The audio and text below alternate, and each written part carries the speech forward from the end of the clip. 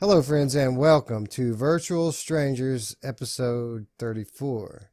I am your host, Wes. With me, as always, my good friend, Ruuts. Ruuts, how has this past week been in the Ruuts household? Good actually, and I hate to admit this, but part of me is secretly hoping that my internet will disconnect, and then I can't do the show, and I can go back to Stormland and do what I should be doing, which is getting some more skills. I feel like I'm slacking a little bit after watching or looking at Paradise Decay's achievements. Man, that boy is ramping through this game.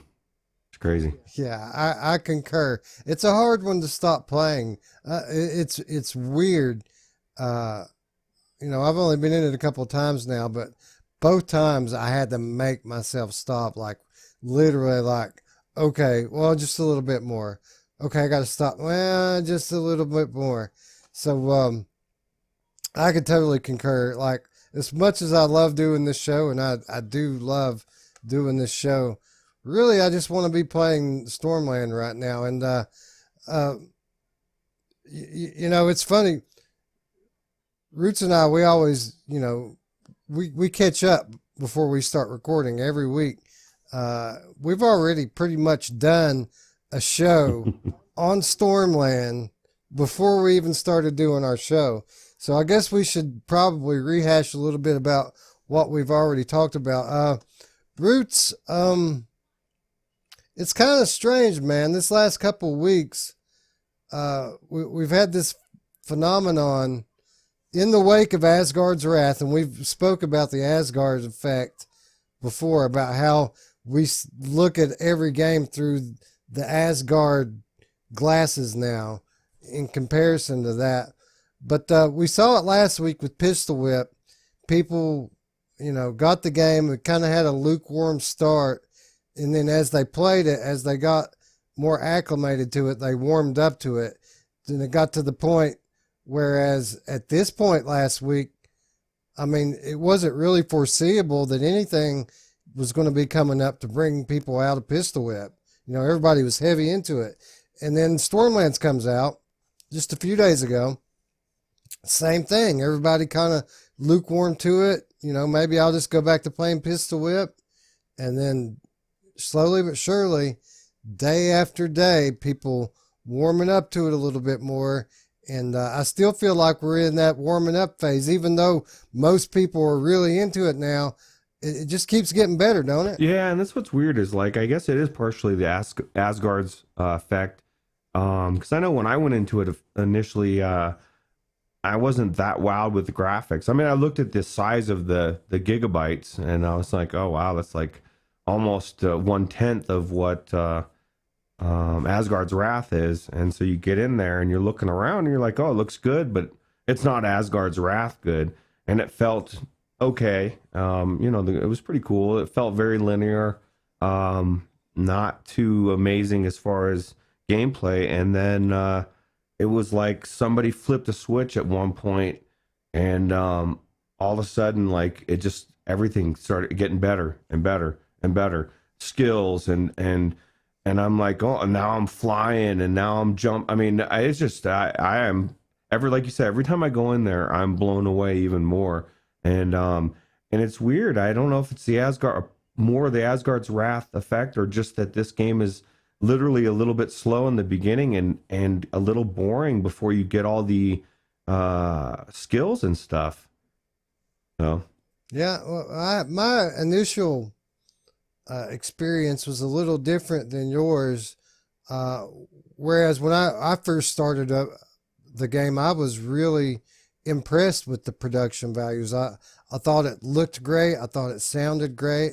And, the world is so big and expansive and biologically diverse. These beautiful, glowing, plant life all over the world. And I was really taken with that when I first started the game. And, me, I like an exploration game anyway. So I was really just looking through every little crack and crevice, taking in all the sights.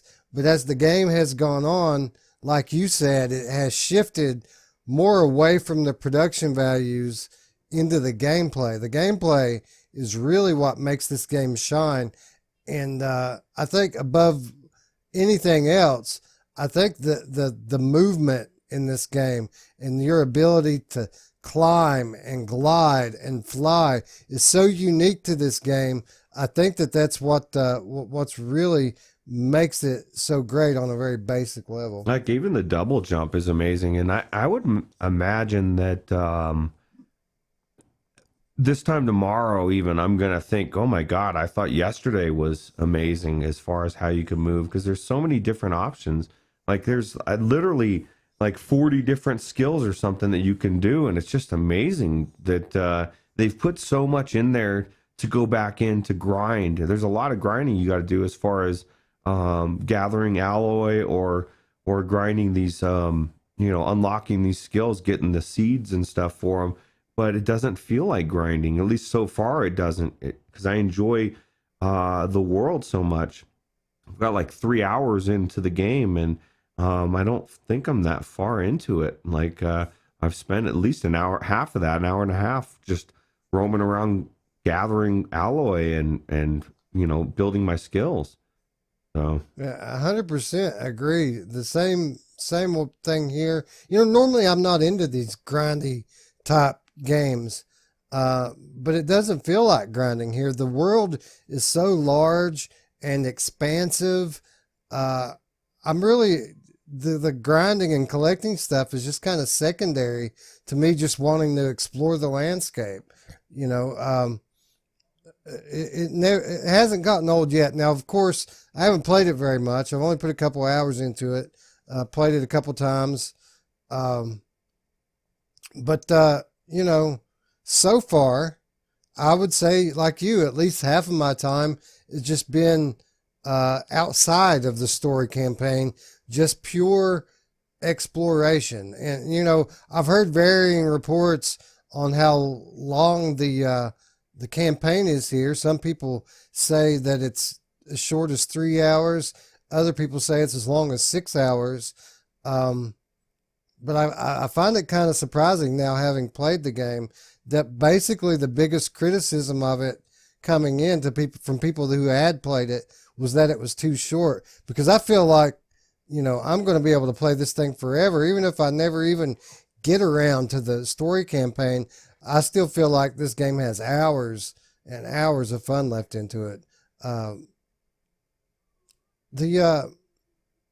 We found out that after you finish the campaign, whether it takes you 3 or 6 hours, that they procedurally reshuffle the world and kind of set you back, take away your items, and rejigger the world and give you a new map with the same assets to go through. Now, when I initially heard this, I thought it was a terrible idea. I thought it was just going to be just lip service for the fans.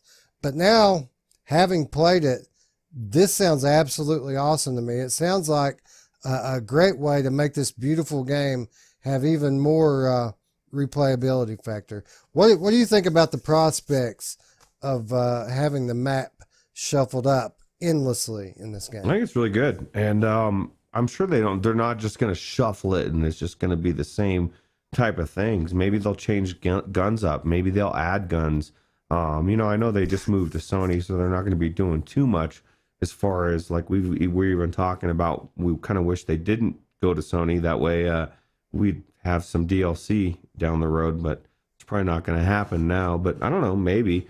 But I don't know. It's definitely something that I'm going to keep going back in, and especially the fact that you got co-op, and I know our initial plan was to go through the co-op together, and I thought, okay, this is going to be cool, and then we didn't end up getting to go into it yet, but it makes more sense that way because you're a big story person, so I'm sure the thought of going through the story aspect with Ruuts right there maybe doesn't sound as appealing as it would on the second week when you've already seen the story or whatever. But I don't know. I'm kind of psyched to check out the multiplayer. I think it'll be really fun to go around the world and just shoot stuff together. Yo, no, I'm all for it. I think that the multiplayer is going to be a blast here. I think that the idea sounds better to me than it would to you because you're going to have to slow down and wait on old Weasel to check everything out, and that might not be the funnest thing in the world. But then again, we had a lot of fun in Gunheart, and it was that same kind of up and down, action. Not to the extent of this, obviously. This is exponentially larger, but I had a lot of fun scaling those mountains and jumping down on the enemy. I feel like there's a lot of that very same kind of fun to be had here. Yeah, no, I think this is like Gunheart 2.0. Look at this. See, this is the geographical map. I don't know if you've picked that up or not. This was going to be one of my complaints about this game is that there isn't a map in it like this. So you can put not only put the waypoints out, but it actually has a big beam that you can see from way far away, so you know exactly which direction to go. It's really cool the way they've done it, and I don't know. I think this game feels more open world than any open world game I've ever played. It didn't in the beginning. It felt very linear, and then as soon as I could start moving around up and down, it just opened up. It was really cool. Yeah, the climbing, you can climb so high in this game.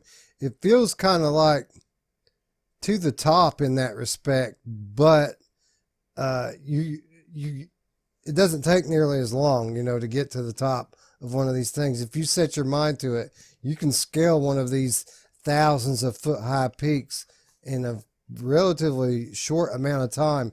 Sit out, take in the entire map around you, pick a point where you want to go, and then just jump off, man, and glide your way there at the speed of light. And it's a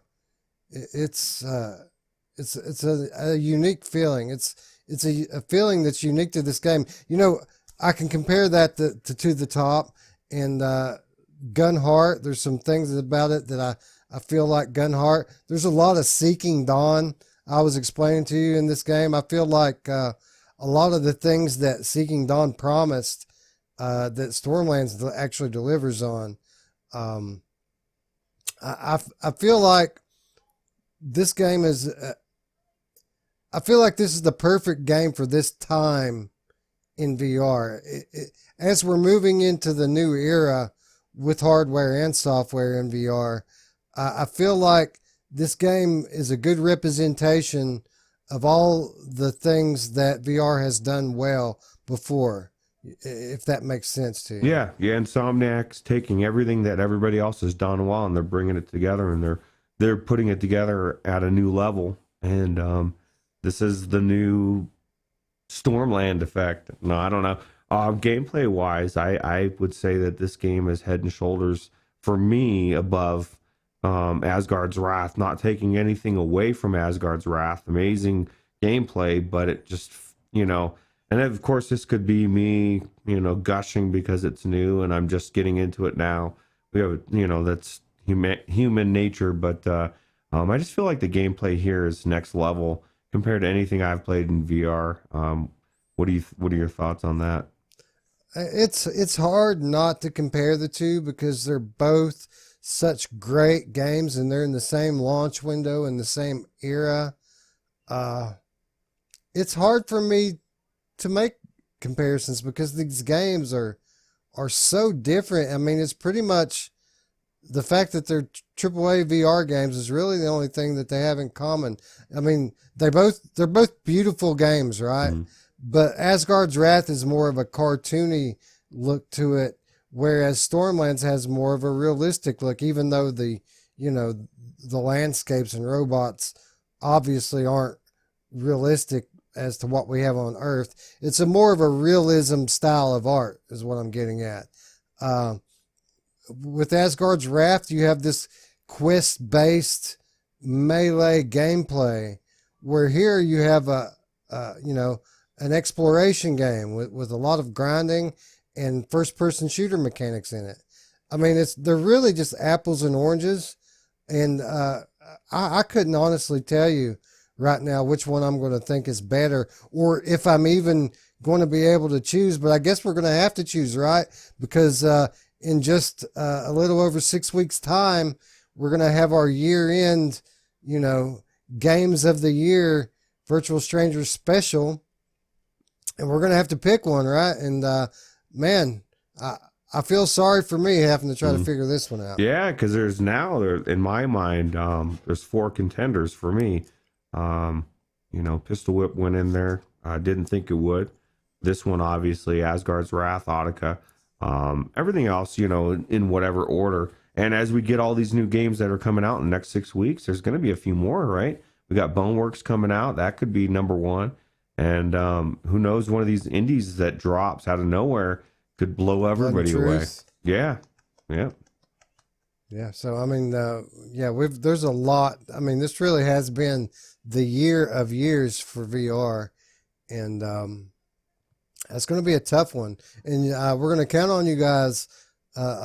Those of you who have joined our Discord, the invite's in the description, by the way. Those of you who participate in our Discord and in our community, we're going to be counting on you guys not only to help us make these decisions, give us feedback on who you think should be the winner in these categories, but we're going to ask for your help in setting the categories as well. What kind of categories would you like to see on our year-end awards show? I mean, I guess you could call it an award show. It's kind of just the best of 2019 show. We're going to pick genres. We're going to pick the best PSVR games, the best Quest games, the best PC games, and then the best overall out of the 3. We're going to have different genres, different categories, and then best overall.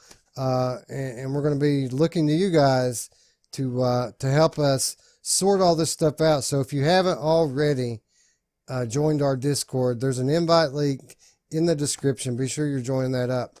But back to these games, and specifically Stormland.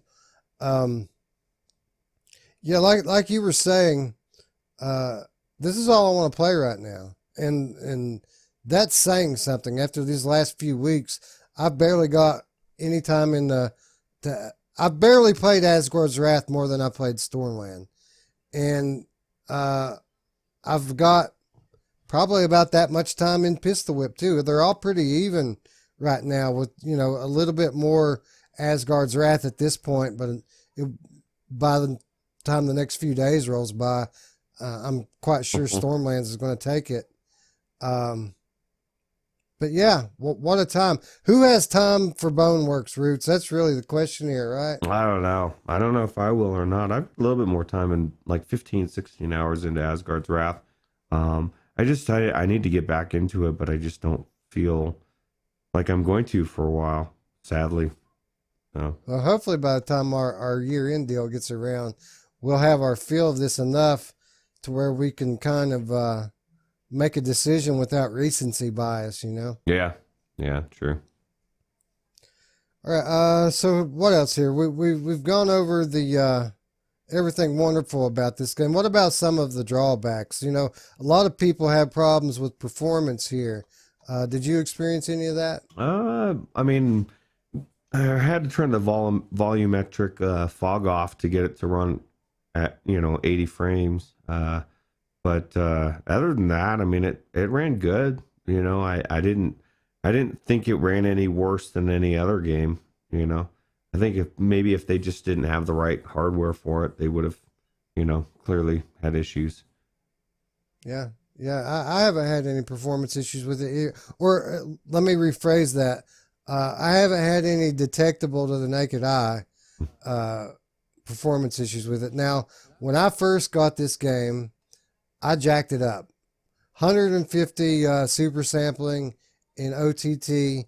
I went into the game, just clicked the Ultra preset, so Ultra down the line, and I played through the first chapter like this.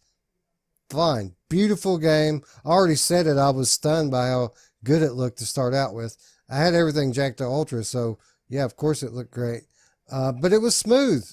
To my perception playing the game, I didn't feel any kind of lagging. I didn't see any kind of frame drops or anything. I didn't notice anything wrong with it. But after hearing so many people say that it's impossible to run this game that way, I decided to put the numbers up, and I'm not a numbers watcher. My whole thing with it is if it looks good and I don't feel sick, then there's no point in even looking at that stuff. But this time I made an exception. I looked at it and I was locked into 40, 40 frames per second with a double up on every frame, But it wasn't varying. It was staying locked in, and it was undetectable to me. But I went ahead and I tweaked it, moved some things down to medium, moved some things down to low, did away with the volumetric fog, just like you said. Left my super sampling at 150 on the outside and turned the resolution all the way up in game. And I went from a stable 40 to a stable 80 with some overhead. And the experience playing after that, it was pretty much identical to my experience when I was locked in at 40. It was still beautiful. It was still smooth. I couldn't tell any difference. I left it, set up like that, just so I could have the peace of mind now, knowing that it's locked in on 80 instead of locked in on 40. But no, I largely have had a great experience when it comes to graphics and performance in this game. Yeah, how amazing is ASW that you can, you had said that when you looked at it, it was, you were telling me earlier, it's 40 or 50% under the performance level. So, and it was still running smooth, which is amazing. Yeah. And that's what I think I went in at 1.7 and I was like, immediately saw reprojection a little bit. And I was like, nah, I started tweaking it exactly what you just said you did. I did just to get it to where everything was a steady 80. But it still looked amazing. So, but yeah, no, this game is really something else, and I can't wait to see what other skills I have out there and what else I can do. Yeah, that's the thing. They've really done well with the character progression and the I said it before that it did a lot of things that Seeking Dawn promised better, and a lot of things that Seeking Dawn overdoes, Stormland kind of scales back to the perfect amount, especially with this grinding stuff. In Seeking Dawn it does the same thing, but it's so categorized, and there's so many different things that you need to craft anything. You kind of have to overdo the grinding in that game to get anywhere, which I did. And don't get me wrong, Seeking Dawn is a phenomenal game, one of the best indie games in VR. And if you haven't tried it since it launched, I highly recommend it. It's on sale right now. It's on Viveport Infinity. Give Seeking Dawn another try. By the way, guys, they just patched in index support as well. So for those of you out there with Valve Index, officially supported on Seeking Dawn now. So give it another look. Look at the skill tree. That's pretty. Yeah, exactly. Everything I liked about Seeking Dawn was done to perfection in Stormland so far. And like I said, I'm just 2 to 3 hours into the game. At least half of that's not even had anything to do with story progression, but it's just been exploring and grinding.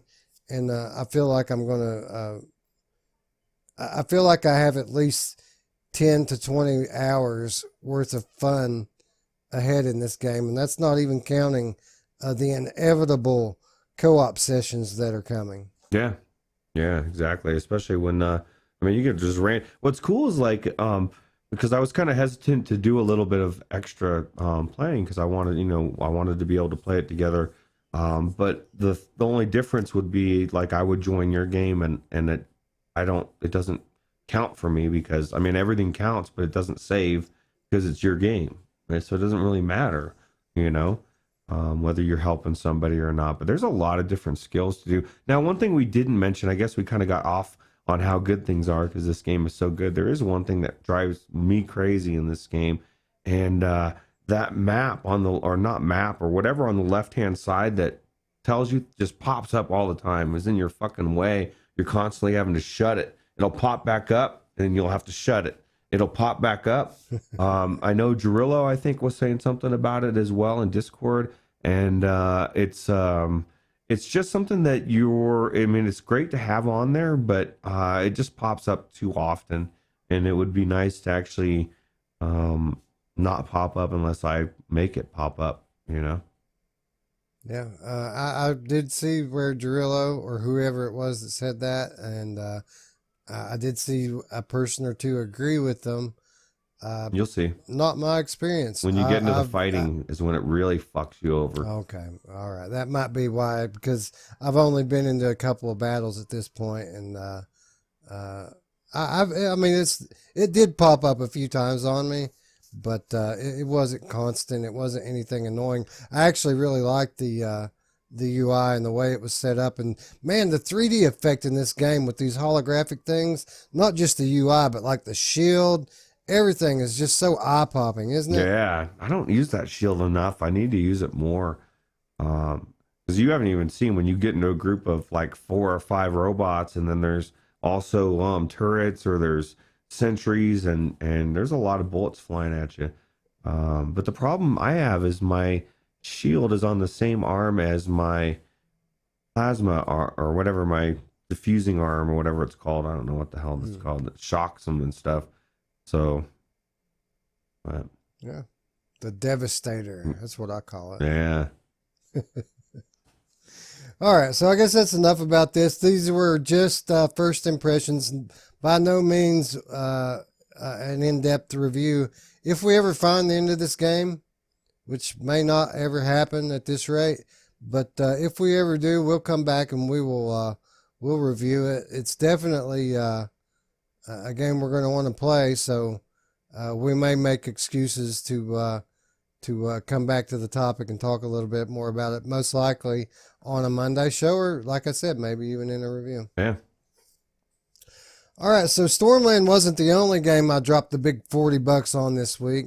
I also did so over on the PlayStation side of things, just because I felt like, they did it. They finally did it. They made it to a release date that they actually kept, and I felt like I owed these guys at least a dime for every time I cracked a joke on them. So I went ahead and I laid down the $40 and picked up a copy of Golem on the PSN store, or Golem, as I guess it's actually pronounced. That's how they pronounce it in the game, Golem. But I wanted to check it out. I wanted to see for myself. A lot of mixed opinions on this game. We had Polish Paul, who gave it his first ever 10 out of 10 perfect score, which means it's better than Astrobot. It means it's better than Farpoint. It means it's better than Resident Evil 7 and Blood and Truth, so on and so forth. Obviously, if it's the only one that got a 10, this must be, in his opinion, the best PSVR game ever, right? Yeah, you would think so, right? That's what it sounds like. Well, then you've got guys over on the other side giving it 3 out of 10, 4 out of 10. You've got Brian Paul, who gave it a pretty good review. I think he doesn't do a out of 10 score, but he recommended it, highly recommended it, as a matter of fact. People have been all over the place when it comes to Golem, so I needed to see it for myself, because you guys know I'm not going to bullshit you. If it sucks, I'm going to say it sucks, and if it's good, I'm going to say it's good.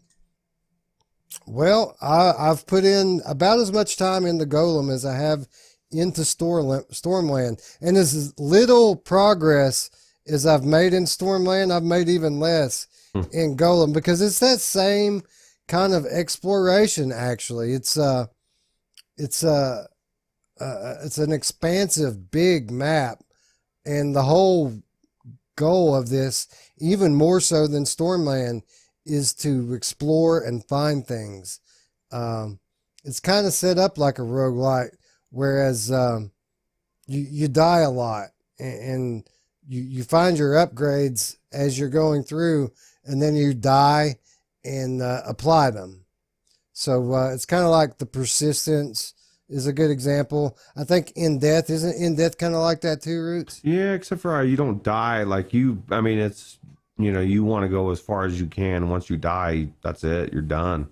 Doesn't like, you don't, I mean, you can unlock other stuff, but it's not the same story wise. There is no story, I don't think. But yeah, it's similar, I guess. Well, there's this game is story driven, and it's more of a trial and error type deal here.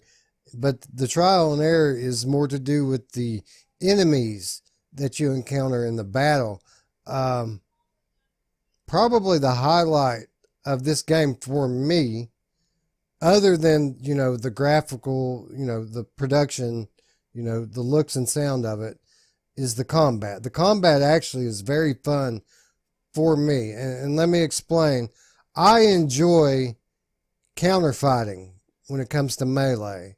I like to be made to defend first before I can attack. And the reason why I like that is because it eliminates wrist waggling. If you have to defend first before you can strike, then you can't just do this and kill anything. You have to be in tune. But what makes this so good is not only is the counterfighting, but it's fast. It's a slow-paced game when you're walking around and moving as this giant golem. But when it gets to the battle, the strikes come fast. It's kind of like Until the Fall. It's that kind of, you got to be quick or you're going to get killed. And different enemies, they all have a different pattern, and that's what gets you. That's how you die a lot. And that's what the trial and error is figuring out these patterns for these different golems. Oh, so you got some soldiers throwing spears at you and stuff, it looks like. Yeah, those guys are peons. They're easy to kill. Oh, okay. Yeah, but that's pretty cool. I don't know. I like the aspect. What is going on when you like right there where you can see the room, the bedroom a little bit. Like, can you zoom all the way out? Can you move in and out of like looking in there? So what is the point of this person doing that? Is there something, or is that just, it's not when they're moving, so they're clearly looking in the room for something, or is there something that does that? Yeah, you're so you play the role of this little girl, right? And toward the beginning of the game, she gets pretty devastatingly injured, if that's even a word. She gets devastating injuries where she can't get out of bed. She's bedridden. But just as this is happening, she's also learning about these supernatural psychic abilities that she has passed down from her mother and her grandmother. Her sister had it, and now she's learning it. And it's the ability to possess these rock creatures. And the first one you possess is just the size of like a Barbie doll. But that's the tutorial. As you move through that, you get onto these gigantic stone golems. And the reason why that you're doing this is basically all the people in this city, in this world, are confined to the city. They're not allowed to leave the area that's been fenced off. And there's this kind of invisible force field that you can't walk through. And the way people live here is by scavenging, by finding artifacts and selling them. But the area that everybody is confined to has been picked over 10 times over, right? So there's nothing really there to find any good. Where all the good stuff is on the other side of the force field. And these rock golems can walk through that. Like flesh and blood can't go through it. It'll kill you if you try. But these golems, they can go in and out. So the idea is you're possessing these golems psychically from your room, and you're exploring the vast, they call it the endless city. You're exploring the endless city, trying to find artifacts to bring home and sell. In the meantime, you're peering into this stone that's allowing you to see through the golem's eyes, and that's what that little orb is. And yes, you can zoom into that and pull out of it at will. Oh, okay. So anytime you're playing and you want to pull back from it and be in your bedroom again, you can. Wow. Okay. Yeah, the premise sounds pretty cool. As far as I was wondering when the golem found that hourglass.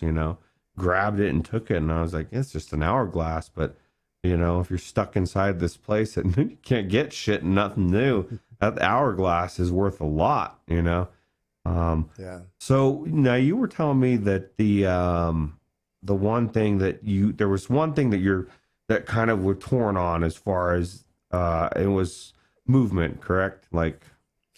Yeah, well, kind of. And coming into this game, I heard what the movement scheme was, and this whole game is played on one single move controller.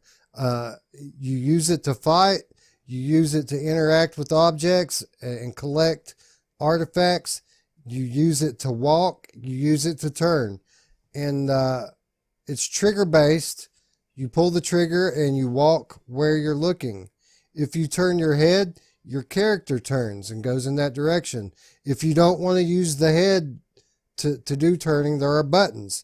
You can use button turning as well. So you have your choice there, and the movement's so slow that the head turning, it works as well as you want it to. Like if you want to use it, you can. If you don't want to use it, you can turn the turn speed down, and it'll barely move when you move your head.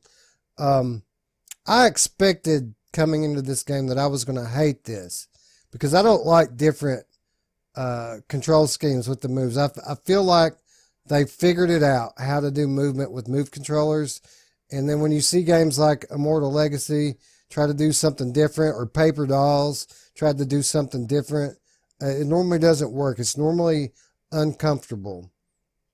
So I expected I would hate this.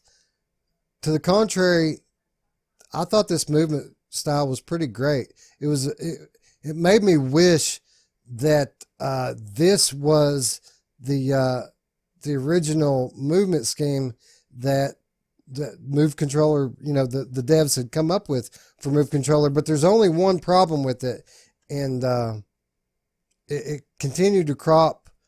It continued to pop up throughout the entire experience and really, really bring the whole game experience down. And that is, this thing, like I said, is gaze based. You pull the trigger to move, but you don't just pull the trigger. You kind of have to lean forward a little bit too. And so if you want to walk, you lean forward a little bit. If you want to run, you lean forward a little bit more. You turn your head to turn. If you want to walk backwards, you lean backwards and you walk backwards. The scheme is great. The problem is that this is very sensitive. This leaning thing, it's very minute movements. You just barely move forward to move forward, and you just barely move a little bit more to run. Okay? So in order for this to work, you have to have a precise tracking system. And that PlayStation camera is not that. It is not precise. So what this turned out to be was, I start the game, everything working perfect, it's great. Now all of a sudden, this isn't the neutral position anymore. Now this is the neutral position. So whereas before, leaning this much would move me forward, now this is neutral, so I have to lean a little bit more. All right, so after a minute of this, now all of a sudden this is the neutral position. So if I want to sit comfortably, I start walking backwards. So now I have to hold the start button in to recenter, to recalibrate. And then it works good for a minute, and then all of a sudden I'm here. Now all of a sudden I'm here. And basically what it turned out to be was about every 5 minutes I had to recalibrate this thing. The whole time I played it, start to finish, and I didn't want to shit on it too hard yesterday, because I thought, okay, maybe this is something I could move my camera and fix.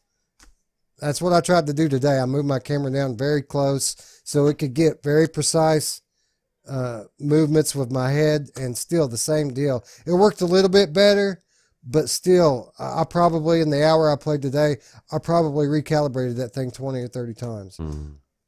Yeah, it sounds like too much of a pain in the ass to me. Now it looks beautiful, and everything that you've described up until that point makes me wish this was getting ported to PC, because all that jank that you just described wouldn't be there, even if it kept the same controller scheme, which I would imagine, why would it with joysticks? But even if it did, it's got the precise sensors in the headset, so not worried about. I agree. I can totally see where that would be an issue with that camera, and what a bummer. Because okay, so now let me ask you this: with that glaring thing, how does this beat all those other games? Resident Evil, Astrobot, like. I get it. It's got a lot of good things, but I would think that one drawback, that one thing, would put it behind a lot of those games. Yeah, it does. And even if it worked perfectly, this is no Astrobot. Okay, this is no Resident Evil 7. This is a great game. This is, even as it stands, this is in the conversation for PlayStation VR Game of the Year. This is a great game. It really is. Despite that flaw that I just mentioned, I'm going back into this game. I had fun. And even as annoying as that was, overall, I enjoyed my time in this game. It's so beautiful. The lighting effects are so great. The textures are so detailed. One of the best looking games I've ever seen on PlayStation VR. The only complaint I had about the visuals is something that's very common in a lot of PlayStation games, and that is aliasing, shimmery. It was very shimmery, especially in the distance. But, up close, it was beautiful. The lighting was phenomenal. The sound effects may have been better than the lighting. It really set the mood. It's that kind of, like with Dread Halls. You know how those sound effects kind of set your mood. It's not that same kind of mood, but it's that same kind of effect on you. The sounds are really well done. The gameplay concept is original. The world is big and expansive, and you want to explore it. Everything about this game, the story was great. The voice acting was good. Everything other than the shimmering and the constant recalibration was great. So this is a very good game. That one thing is really, it knocks it down a few pegs though. So I want to, before I really give it a final verdict, one, I want to play more, and two, I want to try with my other headset, because maybe there's something wrong with the one that I've got in here. Maybe there's an issue with gyroscope drift. Gyroscopes are known to drift a little bit. Maybe that's going on here, because I haven't heard anyone else make this criticism other than me. Most people were crapping on the control scheme. I thought the control scheme was awesome. It just, I just didn't think the equipment was advanced enough to pull it off. They might have been complaining about the exact same thing, but not in detail. I don't know. Do you think it's something that the devs can patch? Like, not, obviously you can't change that particular scheme, but maybe change it to where you're not leaning with your head anymore. Even though it's cool, like you said, I can't imagine playing a game that's as long as this game is and having to recalibrate 30, 40 times an hour. I'm done after the first hour, Yeah. They absolutely can patch it out, and they could patch it out by doing what I always suggest any developer do in any VR game, and that is give the player options. Yeah. You want this to be your default scheme? Fine. Maybe people like it. Maybe they'll do it. But give us the option, man. Maybe we don't want to do it this way.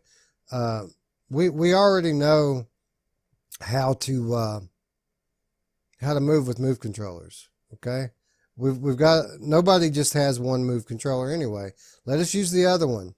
Let us walk like we normally walk in every other game.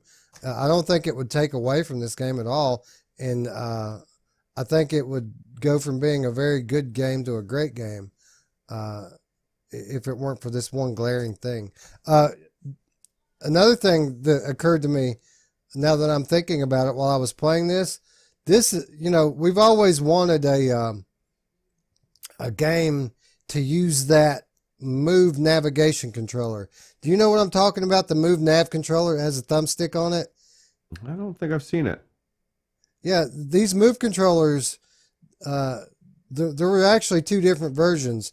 There was the Move motion controller, which is trackable through space with the lights, and then there's the Move navigation controller, which goes with it, and it's another little controller. It looks like a basic Bluetooth controller. It's got a thumbstick, it's got a few buttons on it, and that's all it is. Yeah. And it works. PlayStation 4 recognizes it, and it works. You can navigate menus and things with it. So, I've always wanted one of these one-handed games to come out to use that for movement because, like I said, PS4 already recognizes it. It's something available. I thought it would work good on a single-wheeled game or a sword game or like a ping pong or tennis game. It's a thumbstick, basically. It's a thumbstick and a couple of buttons that any developer could pick up and use, but no one has done it. It'll work just like anything else. Like even on Oculus Rift S, like I'm using my left controller usually is just the joystick anyway. You're doing shit with your other one. I mean, yeah, you can use it for other stuff, but for something like this, that's a really good idea. Yeah, it'd be perfect for this because really that's the only thing here is the movement, right? If you could have a thumbstick over here and have put a couple of your menu buttons or something with those other buttons, it could breathe life into what is pretty much a dead peripheral, and then take this very good game up to the level of being a great game. Because I feel like a lot of people are going to miss out on this one, not only because of the bad reviews, but I'm a patient guy. A lot of people, most people, aren't as patient as I am, and they're not going to put forth the effort to make this work the way I did. So, is there any possibility of this coming to PC, or is this like a timed exclusive or forever on Sony? I if it were a timed exclusive, it's probably already up 3 or 4 years ago. Oh god. No, I don't know. I think Sony funded this thing. This was actually announced for PSVR before PSVR was even launched. It was the very first PSVR game we ever knew about. So I imagine Sony probably fully funded this thing. Mm-hmm. So maybe but on who a knows? Sony PlayStation store, PC store that's coming. Yeah, maybe one of those deals, right? One of those future, like Dreams. Yeah. I heard Dreams is coming in spring. Heard a pretty legit rumor that they're getting ready to announce the release date for that to be like April 20. Cool. That'd be cool. Yeah. They said VR support on day one, so we'll see, right? Yeah. All right, so that's enough with Golem. I know that's a bit of a non-answer, but it's not black and white with this one. Is it good? Is it bad? It's a great game with hardware limitations, and that's the case with a lot of PSVR games. But I feel like more so with this game than any. If you're one of these people who are put off in Firewall because your aim keeps drifting, or even Farpoint for some people does that, it's that kind of frustration only magnified to the nth degree. So hopefully this is day one jank. Hopefully they get it worked out. Maybe my headset's messed up. If it is, I'll be the first one to come back here next week and tell you, hey, I tried it on the other headset and it works fine.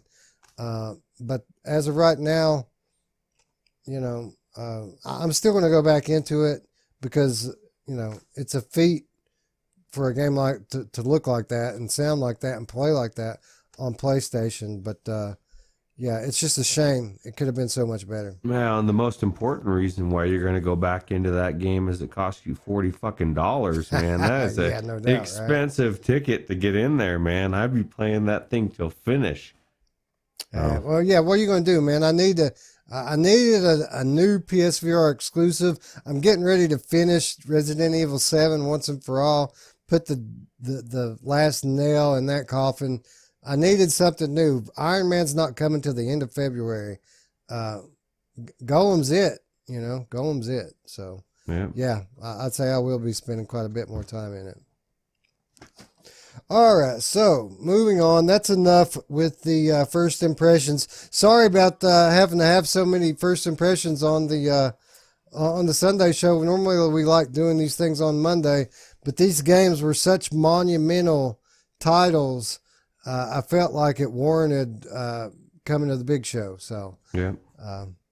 But moving on, let's talk about some new stuff. Let's talk about some stuff that's not out yet. Let's talk about the Under Presents. I heard about this thing, I don't know, a month ago, 2 months ago, that they were having some kind of a film festival.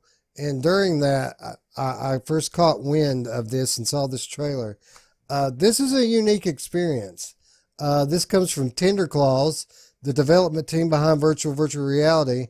And what this is a quote, an outlandish, narrative-driven social experience that combines interactive theatrical performances with specially trained live actors. So this is kind of an interactive experience. They say it's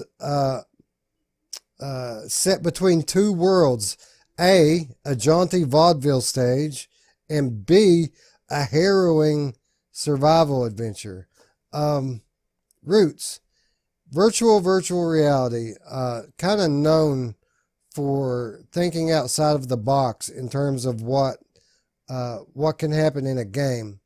It looks like these devs are taking it one step further, and now they're thinking about outside of the box of what can be done with a VR app. Am I wrong? Oh yeah, and you're not wrong at all. Actually, what's funny is like they're kicking it up a notch, and it just this is what I see. This is the trend. Whenever I see an experience like this, and it's got Oculus Studios in the trailer, it tends to be really fucking good. Like they tend to, it's Tender Claws getting the funding they need to make the game that's like virtual reality was like their demo saying, okay, look, this is what we could do. And Oculus Studios has a really good eye for developers to make these things. So I'm sure that they collaborated and are making this. I'm excited to see this, putting it all together. I just think it's going to be amazing. Yeah. What I really like about this is what I just said, that it's different. I love it when somebody comes up with something that's so different from what anybody else has done.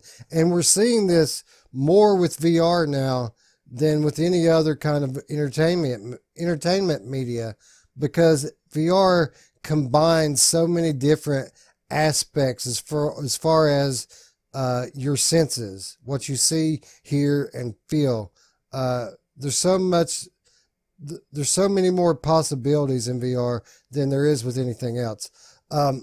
Here's the concept, Ruuts. Check this out. It says, uncover the story of a ship stranded in time as supplies dwindle, and day by day, an otherworldly mist rolls closer.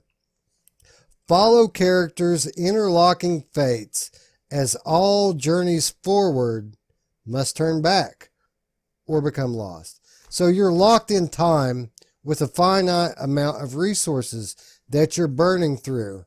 You can't figure out how to move forward, and all the while there's this supernatural mist coming towards you, and you don't know what's going to happen when it gets there. This is what I'm talking about, man. That's different, right? Yeah, it's definitely different. It definitely doesn't sound anything like what I'm looking at, though. Like, I guess I'm assuming that fog, it goes in between out, and this is like in between and what you're seeing, the different worlds or something, or I don't know. But I think you're kind of witnessing this as a spectator. I think this is kind of like a performance hmm, that's being put on for you all around you. So I, it's kind of like a stage act, but since you're in VR, the world is the stage. oh wow, I think it's gonna And be. that's just the way I'm interpreting, the limited information and visuals that we have here. But that's the way I took it anyway. Do we know how much this is gonna be? I mean, it could be free. It could cost money. I mean, Oculus Studios, you never know. I definitely Um, think it'll be worth it if you pay for it. But we don't know how much. We do know when. 20 November, 3 days, oh or I my, guess 3 days from now. Here's the catch: exclusively on Oculus Quest. oh God, dude, that's crazy. So how long do you think it takes till it gets to the Rift, or do you think it will? Is this the first thing that is Oculus Quest only? Is this what's going to get Roots to finally get that Oculus Quest? I was actually thinking about it, in the next few weeks, but I got the PlayStation Pro coming, so I don't know. Always something else to buy, isn't there? Yeah, I got a list of stuff. Yeah, I don't know, man. I got to think eventually it would come to PC like everything else has, but maybe they've decided that they're going to start doing that. They're going to start supporting Quest the way that every other platform is supported with exclusive. It's funny because I hear these PC guys always criticizing Quest for not having exclusives. I don't want to play Quest because it doesn't have exclusives. If it doesn't have any exclusives, we need exclusives on the Quest. But these same guys, when it comes to like PC, they'll talk about how much they hate exclusives. Like, God, I hate exclusives. Why can't everything just be all in one store and everybody have access to the same games? So it's just funny. It's human But nature. I don't know. Yeah. Go ahead. Okay, I was just saying I don't know. Maybe this is the first one of the new wave of Quest exclusives. You got to think it's coming at some point, right? Yeah, it looks good though. I mean, it sounds really cool. So at some point, it would make sense. You want to draw people in, and there are those PC people that are thinking, I'm not going to get the Quest because I don't. There's no reason to. But you get enough good games in there, and I don't know. This is going to be the one that would draw people in specifically, but the idea for some people like myself of something that I just can't play doesn't sit well with me. It's like I need to try this. Yeah, how unfair is that? Like we've got Link coming, and now Quest is going to be able to play all the Rift exclusives. How unfair would it be for Quest to have their own exclusives that nobody else can play? Yeah, where's my link cable for my Rift S? What the fuck? I want to play this game now. I don't know. I think people need to deal with it. I guarantee their life won't end, but I think it's kind of cool. Yeah, I do too. I absolutely think it'll come to Rift. I just think it's going to launch exclusively on Quest. I'd say by probably by the end of the year, if not certainly by the time spring rolls around. This thing is out for more than one platform. Why limit yourself to only one market unless Oculus just subsidized it and they want it that way? Mm-hmm. Yeah. All right. Not the only Quest news we got though. The under. Actually, we finally got some news on the climb. Back at OC5 in October 2018, a year and a half ago, when Oculus Quest was announced to the world, the first time we knew anything about Oculus Quest, one of the titles that Zuckerberg mentioned that would be coming to the Quest, one of the Rift titles that would be ported over, was The Climb. And everybody said, really? No way they get that thing on there. And it kind of disappeared, and everybody said, see, we told you they couldn't do it. We told you they couldn't do it. Well, guess what, friends? They did it. December 3rd, The Climb is officially launching on Oculus Quest. The VR climbing game was developed by Crytek back in 2016 for the original PC-based Oculus Rift. Upon release of Touch, the game received a day one patch with full support. Ruuts, visually, are they going to be able to pull this thing off with Oculus Quest? I think they will. I don't think you like off in the distance will look as good, but you know, up close and most of the graphics, they'll dumb down some of the stuff. But you know, one of the things that's so good about the Climb, I mean, yeah, the way it looks, but the way it feels as well, and the logo, it's really cool. But the way it feels is what people loved about it. And of course, Zuckerberg, touted this as it was so huge back then. It's one of the best games that they had for Oculus at the time. So they, wanted people to know, hey, this is coming. But I think they'll do a good job with the graphics. So. Okay, so this trailer we're playing here, this is Quest footage. Actually, this is, and I think it looks pretty solid. Yeah, I think it looks a lot better. And I think once you get in there, it's going to blow you away. And especially the new players, for sure.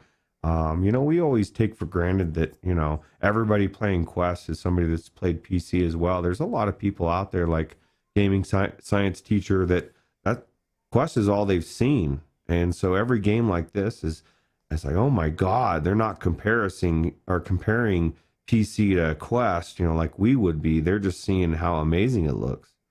Right. So. Exactly. Yeah. That's the thing. People always assume that, that everyone has their perspective when they put on PSVR or when they put on Quest, but they fail to realize that if people haven't had a second generation PC VR headset on, they really don't know what that's like. So to them, their experience is just as amazing to them as your first experience was to you. And a lot of times I think that gets lost in the translation here. Ruuts, The Climb. Is this a game that will benefit from the freedom of movement that being tetherless is going to bring? I don't know. I don't feel like it was anything that really limited myself. I mean, it would be nice to not be tethered, but I don't think it'll really make it. I mean, maybe I've never really tried the Quest, so maybe you tell me. Do you think it will be? I don't think it will be, but. Well, you've never tried the Quest. I've never played the Climb. So. Oh. Now that blows me away. This is another one that there's like half the audience is like double taking right now. Like, last time I said those words, the last time I said those exact words on this show, I ate shit for a week for it. Oh, man, you got plenty of access to it for sure. It's a good game. It's worth seeing, especially in the second generation. But just the way it feels, and I'm not big on the whole shaking my hand, chalking bullshit. But it's cool. So a lot of it's cool. Is like there's interactive stuff as you're like the trolley cart and different stuff. It's actually really cool. It's a lot better than I thought it would be. Yeah. I've played a lot of different games that have climbing parts in them. I've never really, I've always enjoyed it because it adds immersion to games. When you climb, it kind of makes you feel like you're present in the game a lot more. And it's one of those things about VR, when you get heights involved, it's one of those things that's unique to VR. That said, I've never really played a challenging climbing section in a game. Is this game hard? It's got its parts, yeah. As you start to get thorny areas, things you have to like only have certain grabs. You're constantly, if your hand becomes unchalked, it'll let go. So you have to get the chalking back on there, and you can't hold too long. What's funny is, or at least this is for me. Now, granted, this was probably within the first 3 months of having VR. I'm playing VR. I'm not scared of heights, but I don't want to die. I don't like getting up on tall stuff that I'm super high and I'm looking down in a precarious situation that I could fall. And so I'm thinking, okay, macho doing my game. This isn't affecting me. It's not, because the graphics are so good. You do get a presence of height, right? And so as I'm telling myself, this isn't really affecting me, I noticed my hands were gripping the controllers really hard. You know what I mean? And I was like, okay, no, dude, this is affecting you a little bit more than you think. And it's weird to feel that way. It's like, that there's no danger. You just don't want to fall. And it does a good job. I think you should check it out. I think you'll really be surprised at not only how it feels, but especially when you get to the top and you have these guys coming down there, kind of doing like Rush, and they like a bunch of them come flying over your head and they're screaming and stuff, and it's just really cool. One thing I forgot to look up when I was writing the show, I'm not sure whether or not this is cross-buy. I would imagine it probably would be, being an Oculus Studios title. Should be, in theory, since they say they support it 100%, and it's up to the devs. So let's assume it's not. Okay, and it carries a $40 price tag, just like the OG version does. Is this worth laying down that kind of money for, to get as a demo? Say you already have it, is it worth buying again? I wouldn't buy it on a sale, if there ever was an Oculus Quest sale. Doesn't seem to be any of those. But no, as if, like, say, okay, imagine I'm gaming science teacher, and I know that's a stretch because I'm not a chick, but if I was, and I was thinking about buying this game at $40, I think it's worth it. I think if you've never played the game and you've got a Quest, I think it'd be worth the same, price that I paid when I bought it for $40. Great. As a second one, just to demo, no, I'm not big on buying anything just to demo it for other people. If I buy it and it's cool and it's something they can demo, that's cool too. But I'm a little selfish. So that's something that really appeals to me as a Quest owner. I don't, when I buy games, which isn't very often, honestly, for the Quest, that's one of the foremost things in my mind is, how are newbies going to like it? Is this going to sell people on VR? Is this going to get people to go buy their own headset? That was one of the big things with me getting Pistol Whip on the Oculus Store instead of getting it on Steam, because I know I'm going to put somebody in Pistol Whip and it's going to blow their freaking mind and they're going to go buy a headset. So I feel like maybe this is one of those titles as well. Luckily, I think, like Pistol Whip, I think this is going to be cross-buy as well. And I wish there were more. I wish there were middle ground with cross-buy. I wish it wasn't all or nothing.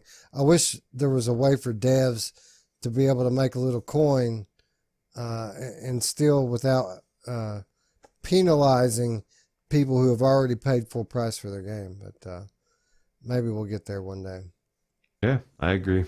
But would you, if you own this game for $40, would you pay another $40 just to demo it?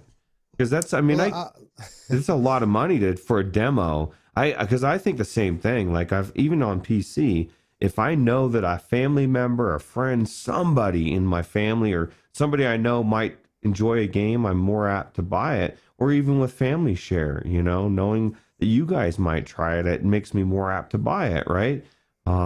Yeah, well, I don't know if my recent actions don't really back this up very much, but I don't drop 40 on a game very often, and just because I did it twice this week, don't mean that it's a regular thing for Weasel. It doesn't happen often. I've actually been interested in the climb since I had my PC VR. I never found it worth $40 to me to pick it up, and it doesn't go on sale. Not often. They do bundle it. You'll see that Crytek bundle pop up every now and then, but they very rarely. The only game that's more rare to find a sale on than this game is Lone Echo. Like this game barely goes on sale more than Lone Echo does, and that's not saying You want to know the most much. rare game? And I know because I watch the sales every day, and I happened to catch the Polybius. sale. No, but well, that is one too. But Marvel Powers United, it's only gone on sale as far as I know one time for $20, and I bought it that day. I've never seen it on sale again. Have you?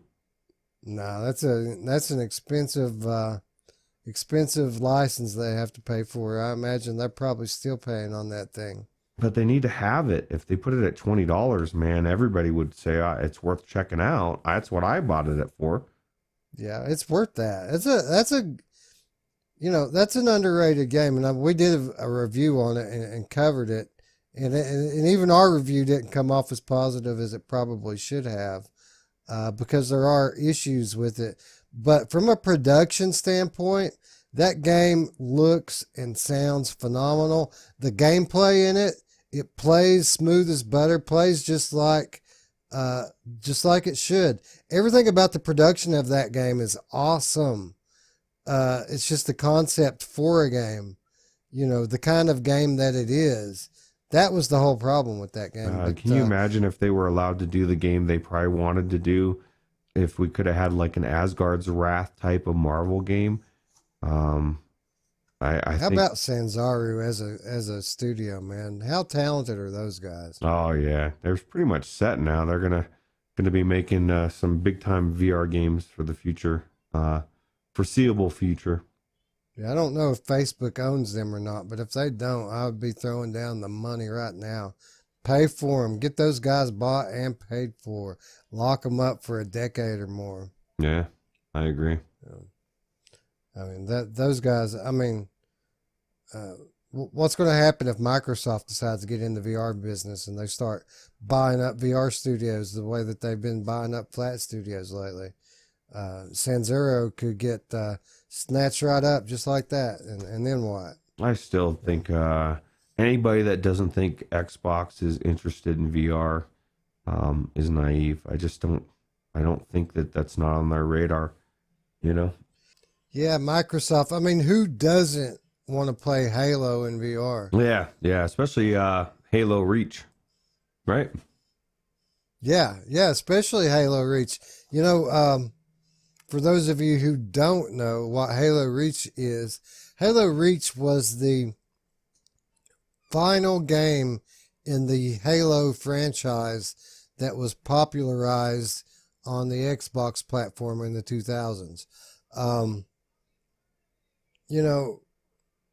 Way before I quit gaming, in the Xbox 360 era, I was more of an Xbox guy. I had the first PlayStation, but after the PlayStation 1, I went over to Xbox, and I played the crap out of that thing, man. And I was a big Halo fan.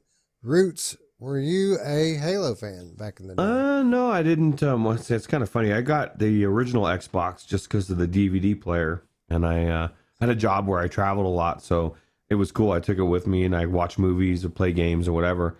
And then I made the transition to PlayStation when the PS3 came out for the Blu-ray player, because it was the cheapest way to get a Blu-ray player. It was no brainer, right? But I love Destiny, man. I love Destiny 1 and 2. So I have the same feelings about this company and this genre, specifically, as you would as Halo. I've played a little bit, but just watching the gameplay and, I love multiplayers where you've got, at least 4 people there. This just looks amazing to me, and I would love to play it in VR. Yeah, as I recall, Halo, one of the first co-op games I've got the wife to play with me. She wasn't really a gamer, but back during the Xbox era, they had video game adaptations of the Lord of the Rings movies. So she was a big Lord of the Rings fan. So we played through the Fellowship of the Ring, and then we played the Two Towers. And then from there, we didn't really have anything to play. And what do you play, honey? Well, I play Halo. I love Halo. So we got into Halo, and man, just an awesome, epic game.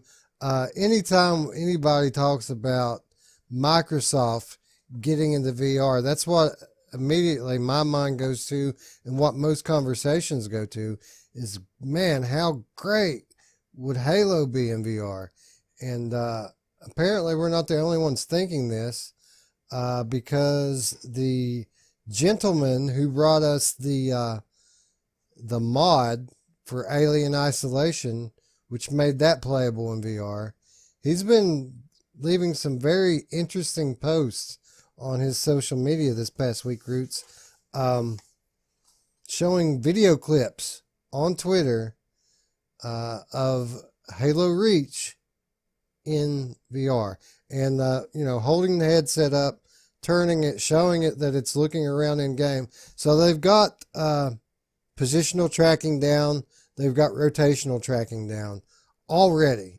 Now, that doesn't speak to scale, that doesn't speak to hand tracking. A lot of other things have to be taken into consideration. But just the fact that anybody's looking at this, and not just anybody, but this guy in particular that did such a bang up job with Alien Isolation, this is something to be excited about, right? Yeah, and like, because it's that guy that's already done it, and I've already experienced what he's done, I'm not worried about whether he can make the scale look right, or those things that we don't know for sure. I am sure that those things are taken care of. I can't imagine that this game engine is like so weird outside of Alien Isolation that they can't make it work.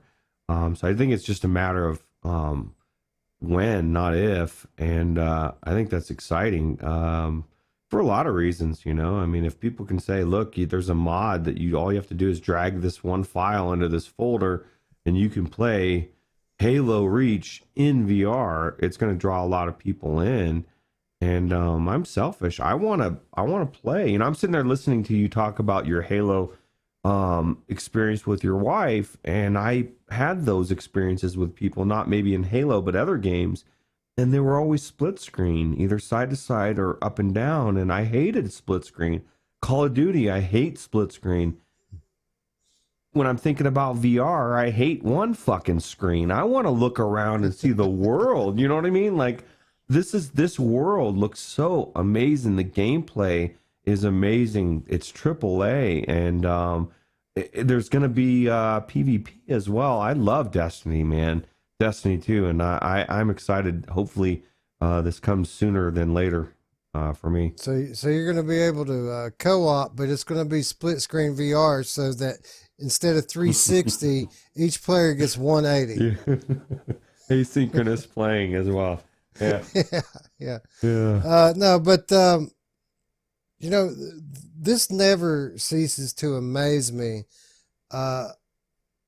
What these modders are capable of when it comes to VR games. I'm sure it's the same with Flat, but what motivates these guys? This has to be a lot of work. What do you think motivates these people to bring things like this in GTA 5 and Alien Isolation and Doom 3 BFG, Skyrim mods? I mean, there's so many mods. They're so great.